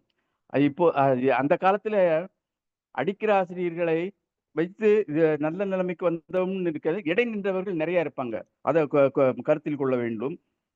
அன்பாசிரியர்கள் தேவை, அவங்களுக்கு தான் மதிப்பு கிடைக்கும். இப்போ வந்து நான் என் சொந்த படிக்கிற காலத்துல நான் பட்ட பாடு ஒண்ணு சொல்லுதேன். சிவகிரி பாலவிநாயகர் உயர்நிலை பள்ளியில் படித்தேன். அது திருநெல்வேலி மாவட்டத்திலே ரொம்ப சிறந்த பள்ளி. மாடியில முதல் பெஞ்சில் இருக்கேன். ஒரு அரைக்குயர் நோட்டு, அதை வந்து டெஸ்க்ல வந்து அடப்பு கிடையாது, கீழே ஒரு தட்டு மட்டும். அரைக்குயர் நோட்டு மெல்லிதான தாள் வச்சிருக்கேன், படிச்சிருக்கேன். அவர் அன்னைக்கு ஒப்பிக்க வேண்டியதை படிச்சிருக்கேன். அவரு அந்த காற்று நல்லா வரும், மாடி அந்த குற்றாலம் பகுதினாக்குள்ள காற்று நிறைய வரும். அந்த தாளை பிரட்டிச்சு, இது நான் பார்க்கல. அவர் பார்த்துக்கிட்டு என்னைய வெளியில வர சொல்லிட்டு வர சொன்னாரு. போனேன், அடிதான் கொடுத்தாரு, என்ன ஏதுன்னு கிடையாது. அதாவது அவர் யோசிக்க வேணும், முதல் பெஞ்சில இருந்துகிட்டே ஒருத்தன் பார்த்து சொல்லுவானா அப்படின்னு யோசிக்கணும். அது தனியா வர சொல்லி சொல்லியிருக்கணும். இப்படி இதை மையமா வச்சு பிறகு இப்ப தேர்வில் கொஞ்சம் நல்ல மதிப்பெண் வாங்கினதும் கொஞ்சம் அவர் தெரிஞ்சுக்கிட்டாருன்னு நான் அதை வச்சு ஒரு சிறுகதையை எழுதியிருக்கேன். ஆசிரியர் கற்ற பாடம், அவ்வளவுதான். மதிப்பெண்ணை வச்சு பிறகு அவரு பாடம் கற்றுக்கிட்டார் அப்படிங்கிற மாதிரி இது பண்ணிக்கிட்டது. நன்னூல்ல வந்து ஆசிரியர்களுக்கு மட்டும் இலக்கணம், ஆசிரியர்களுக்கு இலக்கணம் சொல்லியிருக்கு, மாணவர்களுக்கும் இலக்கணம் சொல்லியிருக்கு. அதுபடி நடந்தால் நல்லது. இப்ப இன்னைக்கு ஆசிரியர்களை இப்ப அந்த காலத்துல அடிச்ச ஆசிரியர்கள் இருக்காங்கல்ல, அதனுடைய பின்விளைவு தான் இப்ப வந்து சமூகத்துல ஆசிரியர்களை வெறுக்கக்கூடியது. ஆனா இன்னொரு காரணமும் இருக்கு. அதாவது அந்த காலத்துல சைவ நெறிப்படி வாழ்ந்தாங்க, குடியெல்லாம் கிடையாது, நல்ல ஒழுக்க சீலர்களா இருந்தாங்க. இப்போ வந்து அப்படி கிடையாது. பணங்க ஏதோ பணம் கொடுத்துட்டு வந்து வேலைக்கு சேர்றாங்க. அவங்க கிட்ட இதெல்லாம் எதிர்பார்க்க முடியாது. குடிப்பாங்க, கறி சாப்பிடுவாங்க, எல்லாம் சாப்பிடுவாங்க. அதனால ஒழுக்கக்கேடு இருக்கு. அது ஒரு காரணம் மதிப்பில்லாம போறதுக்கு. ஆனா அந்த அந்த காலத்துல அடிச்சதனுடைய பின்விளைவு இப்ப உள்ள சமுதாயம் ஆசிரியர்களை வெறுக்கிறது. அதை புரிந்து கொள்ள வேண்டும் என்று பதிவு செய்கிறேன். கடைசியில எனக்கு நான் முத்தாய்ப்பா ஒண்ணு சொல்றதுன்னா, அன்பாசிரியர்கள் தேவை. சாதி மத வேறுபாடு இல்லாமல் அன்பை காட்டுபவர்கள் தான் சிறந்த ஆசிரியர்களாக, நல்ல ஆசிரியர்களாக மிளிர்வார்கள் என்று பதிவு செய்கிறேன். இதற்கு உதாரணம் வேற எங்கேயும் போகவில்லை. பீமராவ் ராம்ஜி அப்படிங்கிற ஒரு பேரு, மாணவர் பேரு. அவர் மீது அன்பு செலுத்திய அம்பேத்கர் என்ற ஆசிரியரின் பெயரை அவர் தன் பெயரோடு இணைத்தார். ஆனா ஆசிரியர் பேர் தான் இன்னைக்கு நிலைச்சு நிக்கி. ஆசிரியர் பேர் தான் நிலைச்சு நிக்கி. இதுதான் அன்பாசிரியர் தான் தேவை அப்படிங்கிறது என்னுடைய கருத்து. வாய்ப்புக்கு நன்றி, வணக்கம். நன்றி புலமையே. என்ன சொல்றது, கறி சாப்பிட்றதுனால என்னால ஏற்றுக்கணும், மத்ததெல்லாம் கேட்டுக்கலாம். நன்றி நன்றி. நான் குறுக்கிடணும்னு பண்ணேன், சரி வானான்னு விட்டுட்டேன். இல்ல இல்ல அப்படி இல்ல, சொல்ல குடிக்கிறது இல்ல. நீங்க வந்து கறி சாப்பிடுறதுன்னு சொல்லிட்டீங்க, அது பகவத்தனுடைய குரல் மாதிரி என்ன கேட்டுது. இல்ல இல்ல மோகன் பகவத் குரல் மாதிரி கேட்டு. இல்ல இல்ல, அது நம்ம ஏற்றுக்கொள்ளக்கூடிய நிறைய இடங்கள்ல நம்ம தினசரி தாள்கள்லாம் பார்க்கிறோம். ஆசிரியரை குடிச்சிட்டு போய் வகுப்புல படுத்து கிடந்து அடிச்சு பண்ணி தண்ணியை ஊத்தி அதெல்லாம் பார்க்கிறோம். அதெல்லாம் வந்து பெரிய குற்றம், பெரிய நான் இந்த வார்த்தையை பயன்படுத்துறதுனால ஏழுமலை தோழரோட மறுப்பு சொல்லலாம், பாவம் அப்படிலாம் அப்படிலாம் இல்லையே சார். என்ன பொறுத்தவரை அப்படி என்னுடைய சிந்தனை அடிப்படை. நன்றி தோழமையே. கதை சொல்லி உங்களுடைய கருத்தை. மீண்டும் அனைவருக்கும் வணக்கம். எனக்கு கிடைச்ச ஆசிரியர் பெருமக்கள் எல்லாருமே நான் புண்ணியம் பண்ணியிருக்கணும் அந்த ஆசிரியர் பெருமக்கள்கிட்ட படிக்கிறதுக்கு. ஏன்னா அவங்க எல்லாருமே அந்த உருவமும் பெயரும் இன்னும் என்னோட நினைவுல இருக்கு. அதை நான் சொல்றதுக்கு கொஞ்சம் அனுமதி கொடுங்க. முதல் வகுப்பு தனலட்சுமி ஆசிரியை, 2ஆம் வகுப்பு பவுனாம்பாள் ஆசிரியை, 3ஆம் வகுப்பு தனலட்சுமி ஆசிரியை, 4ஆம் வகுப்பு பவுனாம்பாள் ஆசிரியை, 5ஆம் வகுப்பு பிரேமா ஆசிரியை, 6ஆம் வகுப்பு பெல்சி ராஜகுமாரி ஆசிரியை, 7ஆம் வகுப்பு விக்டோரியா ஆசிரியை, 8ஆம் வகுப்பு ராஜாம்பாள் ஆசிரியை, 9ஆம் வகுப்பு ஹெப்சி ஆசிரியை, 10ஆம் வகுப்பு ஆர்டி மேரி ஆசிரியை, 11ஆம் வகுப்பு காந்திமதி ஆசிரியை, 12ஆம் வகுப்பு உமா ஆசிரியர். 1ஆவதுல இருந்து 12ஆவது வரைக்கும் பாடம் எடுத்த இந்த ஆசிரியர்கள் பேரும் எனக்கு மறக்கல, அவங்க உருவமும் மறக்கல. அது மாதிரி எனக்கு முன்மாதிரியா இருந்த தலைமை ஆசிரியர் சுப்பிரமணியன், அவரு தவறிட்டாரு, அவர் தான் எனக்கு ரோல் மாடல். அடுத்து நான் இன்னைக்கு இந்த அளவுக்கு வந்து உங்க முன்னாடி எல்லாம் பேசி உங்க பாராட்டும் அன்பும் எனக்கு கிடைச்சதுக்கு காரணம் எங்க தமிழம்மா 8வது படிக்கிறப்ப காமாட்சி, திருமதி காமாட்சி நடராஜன் அவர்கள். அவங்க ரொம்ப நாள் எப்ப பார்த்தாலும் என் முதுகுல ஒரு அடி வச்சிருவாங்க. எனக்கு ரொம்ப பிடிக்கும். எப்படி இருக்க, நல்லா இருக்கியான்ட்டு அவ்வளவு ஒரு ஆசையா இது பண்ணுவாங்க. அவங்கதான் வந்து என்னை 6ஆவதுல இருந்தே பேச்சு போட்டியெல்லாம் கலக்க வச்சவங்க, பயிற்சி கொடுத்தவங்களும் அவங்கதான். அதுக்கப்புறம் நான் ஆசிரியர் பணிக்கு வந்ததுக்கு அப்புறம் திரு ராஜவேல் ஆசிரியர் பயிற்றுனர், திரு புகழேந்தி ஆசிரியர் பயிற்றுனர், இவங்க 2 பேரும் நிறைய வாய்ப்புகளை கொடுத்தாங்க. டீச்சர் உங்களால முடியும், நீங்க செய்யுங்கன்னு.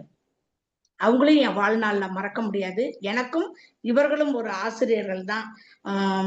என்னோட ஆசிரியர்களை நினைவுபடுத்த அவங்களெல்லாம் உங்க முன்னாடி நான் சொல்றதுக்கு ஒரு வாய்ப்பு. எல்லோருடைய பள்ளி பருவமும் இன்று நம் முன்னே வந்தது. சிரிச்சோம், சந்தோஷப்பட்டோம், நினைவுபடுத்தினோம். வாய்ப்புக்கு நன்றி, வணக்கம். நன்றி தோழமையே, மிக்க மகிழ்ச்சி. நீங்க சொன்ன கதையே ஐயா சொல்லுங்க. ஒரு நிமிஷம். என்னை அடிச்சாருன்னு சொன்னோம்ல, அந்த ஆசிரியர் பேரும் சிவசுப்பிரமணியன் தான். அது பிறகு மாணவர்கள் அந்த சிவகிரி மாணவர்கள் எல்லாம் ஆசிரியர்களை பற்றி நல்லா தெரிஞ்சிருப்பாங்க. அவங்க சொன்னாங்க, நேற்று ராத்திரி முழுவதும் குடிச்சிட்டு சீட்டு விளையாண்டு தோத்துருப்பாரு, அந்த கடுப்புல தான் வந்து அடிச்சாரு அப்படின்னு சொல்லுவாங்க. நான் குடிக்கிறத அழுத்தி சொல்லுவேன். கறி சாப்பிட்றது வந்து அந்த காலத்துல உள்ளவங்க வந்து சைவ நெறிப்படி இருந்தவங்க தான் ஆசிரியரா இருந்தாங்க. அப்போ அதுக்கு வித்தியாசமா சொன்னேன். மற்றபடி சாப்பிடுறதுல அது வந்து ஒண்ணும் இல்லை. அதை பற்றி ஒண்ணும் இல்லை. ஒரே ஒரு நன்றி செய்திங்க, நன்றி நன்றி. ஒரே ஒரு சொல்லுங்க விஷயம் மட்டும் சொல்லுங்க. சொல்லிடுறேங்க, மறந்துட்டேன். எனக்கு வந்து கால் வந்து ஆக்சிடென்ட் ஆயிடுச்சு ஒரு இதுல. 2 மாசம் நான் வந்து விடுப்புல இருந்துட்டு, அன்னைக்குதான் ஒரு அறிவியல் ஆசிரியர் வந்து ஓய்வு பெறாரு, அதுக்காக போறேன் அன்னைக்கு ஜாயின் பண்ணலான்ட்டு. என்னை ஸ்கூல் வாசல்ல நிக்க வச்சு பிள்ளைகள் தான் எல்லாம் செஞ்சது, ஆசிரியர்கள் பக்கத்துல இருந்தாங்க. எனக்கு திருஷ்டி எடுத்து, பூ போட்டு, ஆரத்தி எடுத்து, உள்ள என்ன கைத்தாங்கால அத நடக்காத அளவுக்கு ஒரு பக்கம் பசங்க 8ஆம் வகுப்பு பசங்க, இன்னொரு பக்கம் 8ஆம் வகுப்பு பொம்பளை பிள்ளைங்க பிடிச்சு ஆபீஸ் ரூம்ல போய் என் சேர்ல உட்கார வச்சது. அது எனக்கு ரொம்ப மறக்க முடியாதது. ரொம்ப வருஷம் வந்து என்னோட பிறந்த நாள் அந்த பிள்ளைகள் கொண்டாடுங்க. சமயத்துல நான் லீவ் போட்டுருவேன். இது என்ன ஒரு ரொம்ப கஷ்டமா இருக்கு, இந்த பிள்ளைகள்லாம் இவ்வளவு தூரம் இது பண்ணுதுன்ட்டு. ஆனாலும் மறுநாள் திரும்ப கொண்டாடுங்க, கேக் எடுத்துட்டு வருங்க, கிஃப்ட் எடுத்துட்டு வருங்க.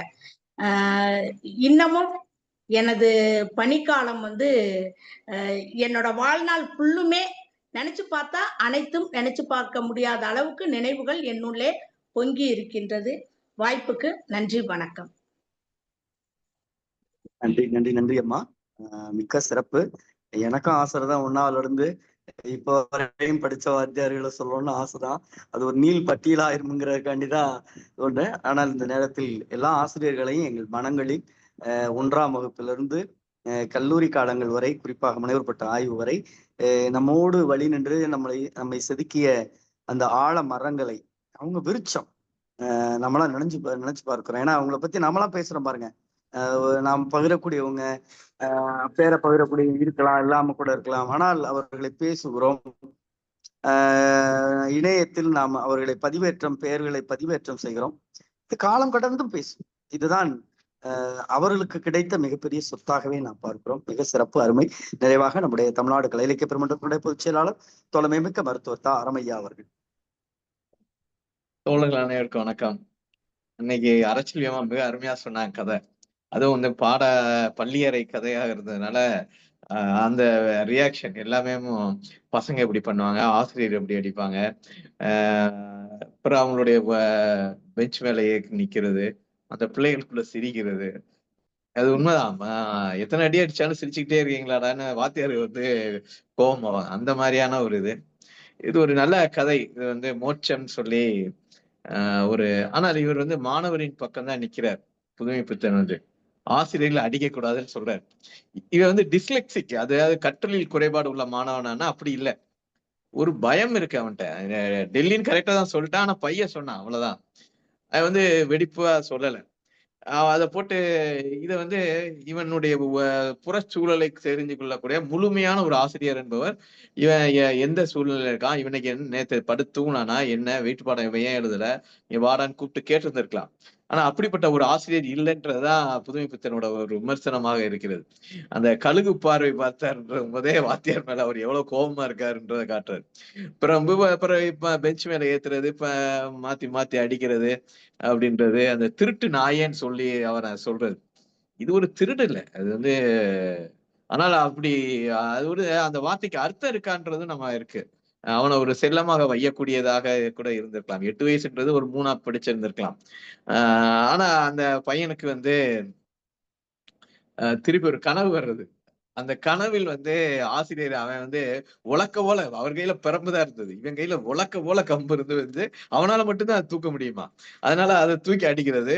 வாத்தியார் வெளியே தான் நிப்பாட்டினாரு. இவன் என்ன பண்றான், வாத்தியார தலைகீழ நிக்க சொல்றான். தலைகீழ நின்னு படிக்கணும் அப்படின்றது. அந்த வாத்தியார் முதல்ல சொன்னப்ப திண்ணக்கத்தன்னு சொல்வார், அந்த ஒரு வார்த்தையை யூஸ் பண்ணுவார். நெஞ்சுரத்தோடு இருக்க, என்னடா திமிர்த்தனமா இருக்கியா அப்படின்ற அந்த வார்த்தையெல்லாம் சொல்றாரு.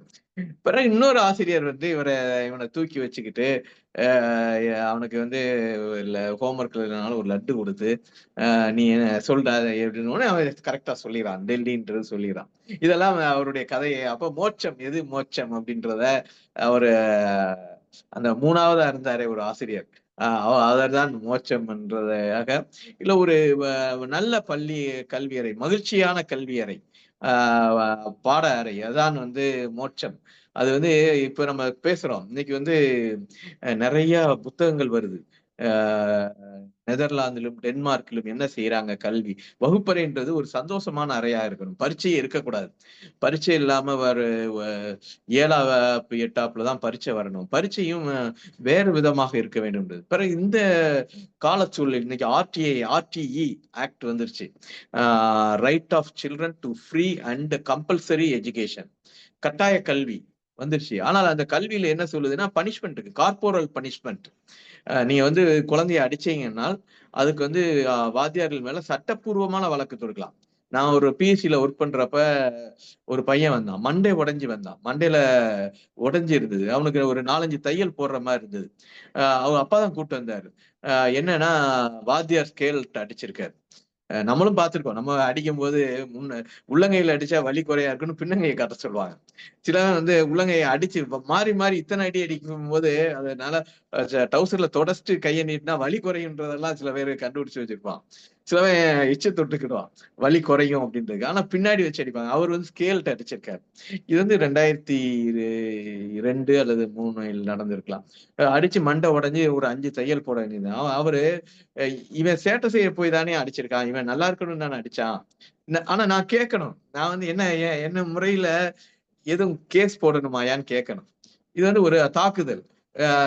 இனம் தெரிந்த ஒரு நபர் வந்து ஒரு பையனை தாக்கி இருக்காரு. அப்ப ஒரு மெடிக்கல் லீகல் ஆஸ்பெக்ட்ல நான் வந்து பதியாம விட்டுட்டேன்னா அது என் மேல குற்றமாகும். அதனால இது எது வழக்கு தொடுக்கணும்னு நீங்க நினைக்கிறீங்களா அப்படின்னு கேட்டேன். இல்லையா, வேண்டாம், ஆசிரியர் வந்து அவனை திருத்தணும்னு தானே அடிச்சிருக்காரு, இவன் சேட்டை செய்ய போய் தானே அடிச்சிருக்காரு அப்படின்னு அவரு தையல் போட்டு திருப்பி ஸ்கூலுக்கே கொண்டு போய் விட்டுட்டு போனாரு. அப்படியெல்லாம் இருந்தது. ஆனா இன்னைக்கு அப்படி இல்லை. இன்னைக்கு ஒரு புக் வந்திருக்கு, இன் at the deep end, a survival guide for teachers in post compulsory education. அப்ப ஜிம் கார்லே எழுதுனது. இது என்ன சொல்றாரு, ஒரு 2 ஸ்கூல் பையங்க 2 பேர் சண்டை போடுறாங்க. முரட்டுத்தனமா ஒருத்தன் பிஹேவ் பண்ணிட்டான். அவனை ஒரு அறை வச்சுக்கிறது ஒரு இயல்பான ஒரு நேச்சுரல் ஜஸ்டிஸா இருக்கலாம். ஆனால் இங்க அடித்தால் ஊடகமும் பெற்றோரும் உங்களை வந்து குற்றவாளி ஆக்கிடுவாங்க. பெற்றோர்கள் எல்லாம் வந்து தன்னுடைய சொத்தாக தன்னுடைய பையனை பாக்குறாங்க. நீங்க அவனுடைய சொத்தை நீங்கள் லேசா அடித்த மாதிரி பாக்குறாங்க. இப்ப என்ன செய்யறது, இதுக்கான தீர்வு என்னன்னா மற்ற ஆசிரியர்களை கூப்பிட்டு உங்களுக்குள்ள பிரச்சனையை 3ஆம் நபருக்குள்ள பிரச்சனையாக மாற்றி இதில் தீர்வு கொண்டுன்றாரு. இவர் வந்து 35 வருஷம் பல்கலைக்கழகத்துல வேலை பார்த்திருக்காரு. அப்படியெல்லாம் இருக்கு. இன்னொரு புக் வந்து என்னன்னா அவருடைய வார்த்தையே எனக்கு ரொம்ப பிடிச்சிருந்தது. வேர்ல்டு ஒஸ்ட் டீச்சர்ஸ் அப்படிதான் புக்கோட பேரு. அதுல என்ன சொல்றாரு, இன்று குழந்தைகளை வழிக்கு கொண்டு வர ஆசிரியர்களை விட, குழந்தைகள் சேட்டை செய்யறாங்க அவங்கள வழிக்கு கொண்டு வரணும்ன்ற ஆசிரியர்களை விட முரட்டுத்தனமான ஆசிரியர்களை வழிக்கு கொண்டு வரும் மாணவர்களே அதிகம் தான் ஆரம்பிக்கிறார். யாருன்னா டோனி ரோஸ், டேவிட் வில்லியம்ஸ். இவர் வேற மோசமான ஆசிரியர். ஒரு ஆசிரியர் எப்படி இருக்காருன்னா, லைப்ரரிக்குள்ள போனோம், ஆனா புத்தகம் எதையும் எடுக்கக்கூடாது, புத்தகங்களுடைய வரிசையை மாற்றக்கூடாது, புத்தகங்களை தொடக்கூடாது அப்படின்னு சொல்லக்கூடிய ஒரு லைப்ரரி ஆசிரியர் இருக்காரு. உடனே மாணவர்கள்லாம் என்ன செய்யறாங்க, லைப்ரரியிலிருந்து புத்தகத்தை திருடுவது எப்படின்னு ஒரு கட்டுரை மாதிரி ஒரு போட்டி வச்சு அவங்களுக்குள்ள சர்க்குலேட் பண்ணி இது எல்லாம் போயிருக்கு. இன்னொரு சயின்ஸ் டீச்சர் எப்படி இருக்காரு, எந்த கேள்வியும் கேட்கக்கூடாது, நான் சொல்றதை மட்டும் தான் கவனிக்கணும் அப்படின்னு சொல்லிட்டு இருக்காரு. ஆய்வகத்துக்கு போறாங்க, ஆய்வகம் முழுக்க 300 கேள்விகள் எழுதி போட்டிருக்கு. அப்ப மாணவர்கள் வந்து ஆசிரியர்களை, முரட்டுத்தனமான ஆசிரியர்களை வழி கொண்டதெல்லாம் இன்னைக்கு இது இருக்கு. ஆனால் ஆசிரியர்களை வந்து இது வந்து இன்னைக்கு வந்து RTI ஆக்ட் வந்து 2009 வந்திருக்கு. ஆனால் புதுமைப்பித்தன் வந்து ஒரு 100 ஆண்டுகளுக்கு முன்பாகவே, கிட்டத்தட்ட 80 ஆண்டுகளுக்கு முன்பாகவே மகிழ்ச்சியான வகுப்பறை. நீங்க வந்து ஒரு கேள்வி வரும், ஒரு 10 மாணவர்கள் இருக்காங்க, அதுல ஒரே ஒருத்தர் மட்டும் சேட்டை செய்யறான், கடுமையான குற்றங்கள்லாம் செய்யறான். 9 மாணவர்கள் என்ன செய்யறாங்க, ஆசிரியர்கிட்ட வந்து, சார் அவனை பள்ளிக்கூடத்துல இருந்து நீக்குங்க, இல்ல நாங்க நீங்கிக்கிறோம், 2ல ஏதாவது ஒண்ணு நடக்கணும், ஒண்ணு அவனை நீக்கிறீங்களா இல்ல நாங்க இந்த பள்ளிக்கூடத்தை விட்டு போவான்னு. ஆசிரியர் என்ன முடிவு எடுக்கணும் அப்படின்னு சொல்றாங்க. ஆசிரியர் வந்து நீங்க 9 பேரை நான் சொல்லி கொடுத்ததை படிச்சு நல்வழிக்கு வந்துட்டீங்க, நீங்க பள்ளிக்கூடத்தை விட்டு போங்க. அவன் வந்து நான் சொல்லி கொடுத்தது மீறி அவன் கெட்டவனா தான் இருக்கான், அவனை நான் நல்வழிப்படுத்தணும், அதுக்காண்டி அவன் மட்டும் இருக்கட்டும் அப்படின்னு சொல்லணும்னு இன்னைக்குள்ள இதெல்லாம் வருது. ஆனால் இது வந்து உண்மையாக இருக்கலாம், இது வந்து இது வந்து நீதியாக இருக்கலாம். ஆனால் இது நியாயமா அப்படின்றதெல்லாம் இருக்கு. நீதிக்கும் நியாயக்கும் வித்தியாசம் இருக்குது. சரியான விடைக்கும் உண்மையான விடைக்கும் வித்தியாசம் இருக்குன்ற மாதிரி இந்த மாதிரியான இதெல்லாம் இருக்கு. ஆனால் இன்றைய சூழலில் மாணவர்களை அடிக்கக்கூடாம கூடாது. மாணவர்களின் தேவை அறிந்து ஆசிரியர்கள் இது பண்ணோம். பல நேரங்கள்ல கஷ்டம்தான். என்னுடைய வகுப்பு தோழன் ஒருத்தன் வந்து அந்த ஆசிரியருக்கு போன பீரியடுக்கு வரலன்னா இந்த பீரியட் வெளியே நிக்கணும். அவன் என்ன செய்வான், வெளியே நிக்க மாட்டான், பக்கத்துல உள்ள தியேட்டருக்கு போயிடுவான். இது வந்து 1 வருஷ காலம் நடந்தது. அவன் இன்னைக்கு நல்ல நிலையில இருக்கான் அந்த ஆசிரியர். ஆனா அவன் ஏன் அப்படி செஞ்சான்? அந்த மனநிலை, அந்த நெகட்டிவ் தாட்ஸ், ஒரு அடலசன்ட் ஏஜ் வருது. அப்ப இவருக்கு எதிராக ஏதாவது செய்யணும். அந்த ஆசிரியர் எப்படி இருப்பாருன்னா, சின்ன சாக்பீஸ் கீழே, மத்த ஆசிரியர்கள் எழுதும் போது சாக்பீஸ் துண்டு கீழே விழுகும், அதை அவங்க எடுக்க மாட்டாங்க. இவர் எப்படி இருப்பாருன்னா, தன்னுடைய பாடம் முழுக்க ஒடிந்து கீழே கிடந்து யாரும் எடுக்காத அந்த சாக்பீஸ் துண்டுகளை எடுத்தா எழுதுவாரு.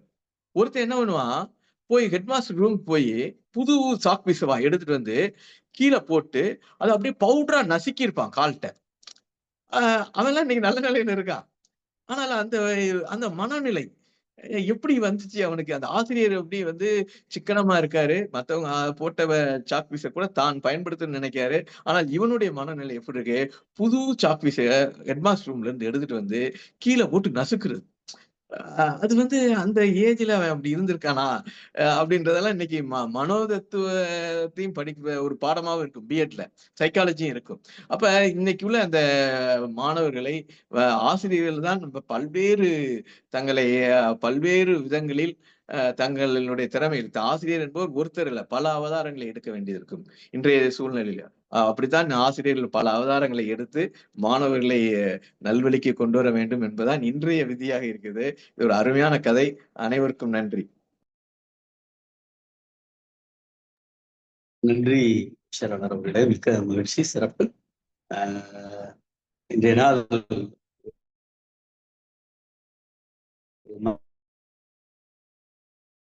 மகிழ்வான நாள், அப்படித்தான் கதையினுடைய போக்கு இருந்தது. ஆழ்மைகளுக்கும் நஞ்சம் நிறைந்த வாழ்த்துக்களை தமிழ்நாடு கதை இலக்கிய பெருமன்றம் கொடுக்கிறது. நாளைய தினம் ஆசிரியர் புவனேஸ்வரி அவர்கள் கபாடபுரம் என்கிற குடும்பத்தினுடைய கதையை நம்மோடு கதை சொல்லல் வாயிலாக பயணிக்க இருக்கிறார்கள். ஆகவே நாளைய தினம் இரவு 8 மணிக்கு தமிழ்நாடு கலை இலக்கிய பெருமன்றத்தினுடைய தோழர் ஜீவா அவர்களின் சிந்தனையினுடைய அடிப்படையில் இயங்குகிற மாபெரும் இயக்கமான இலக்கியமும் கலையும் இணைந்த இந்த அமைப்பினுடைய முன்னெடுப்பை இணையத்தின் வாயிலாக பயணிக்குமாறு இரவு 8 மணிக்கு உங்கள் இல்லங்களிலிருந்து இணையுமாறு தமிழ்நாடு கலை இலக்கிய பெருமன்றத்தின் சார்பாக வேண்டுகோளோடு நிறைவு செய்கிறோம். நன்றியும் வாழ்த்துக்கள்.